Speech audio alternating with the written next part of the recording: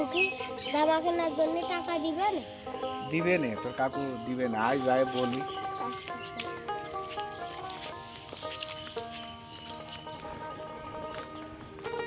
ও ভাই, ভাই গো, ও ভাই, বাড়িতে কি আসো? কি রে, এবার দুপুরে এত টাকাটাকি করতেছিস কা? কি হয়েছে?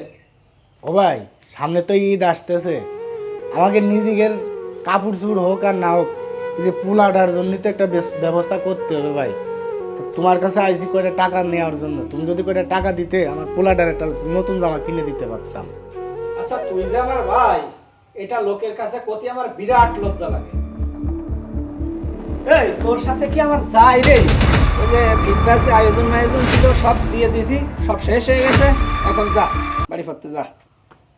ও ভাই, আল্লাহ তো তোমার কম দেয় নাই, আমার কথা নাই বাদই দাও, আমার এই পোলাটার মুখের দিকে একটু তাকাও।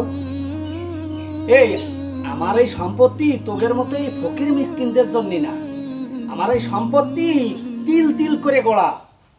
তোদের নাকে কান্না আমার ভালো লাগতেছে না, একটু যা তো, যা বাড়ি ফিরতে যা। হ ভাই, তুমি ঠিকই কইছো, তোমার এই সম্পদ তিল তিল করে গড়া, কোনো ফকির মিসকিনের জন্য না। ভাই গো, সম্পদ তো আমারও ছিল, আমার যে সম্পদ সব তো মার চিকিৎসার জন্য সবই ব্যয় করে দিছি। আজকে যদি মার চিকিৎসা না করে এই তোমার মতো হাত পাও গোটায় বসে থাকতাম, তাহলে কিন্তু ঠিকই আমার এই ছেলের কাপড় আমি ঠিকই কিনে দিতে পারতাম। আরে হ হ হ, তুই যা, মোটে পার মা চিকিৎসা করিয়ে তুই আমার একেবারে উদ্ধার করিয়ে দিছিস। আমি ওই টাকা পয়সা দিতে পারবো না, তুই যা তো, তুই যা।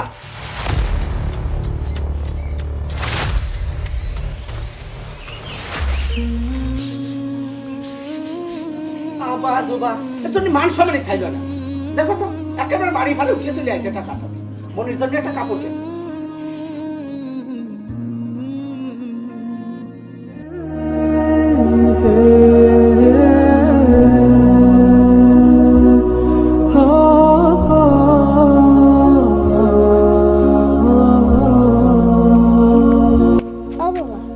কাকু তো ঈদের জামা কেনার জন্য টাকা দিল না, তুমি কি ঈদের জামা আমার কিনে দিবা না? ঈদের জামা তো তোর কিনে দেবই, তুই তো আমার আব্বা, তোর ঈদের জামা কিনে দেবো না? আমি তোর ঈদের জামা কিনে দেবো বাপ। আব্বা রে, তুই চিন্তা করিস না, আমি যে করে হোক তোর আমি নতুন জামা কিনে দেবো, তুই চিন্তা করিস না বাপ, তুই চিন্তা করিস না।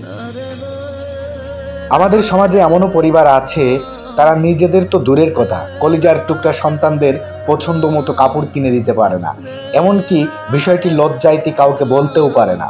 তাই আসুন হিংসা বিদ্বেষ ভুলে ঈদের আনন্দ একে অপরের মাঝে সমান ভাগে ভাগাভাগি করে নিই। ভিডিওটি ভালো লাগলে অবশ্যই শেয়ার করবেন এবং কমেন্টস বক্সে আপনার মূল্যবান মতামত জানাবেন। ধন্যবাদ।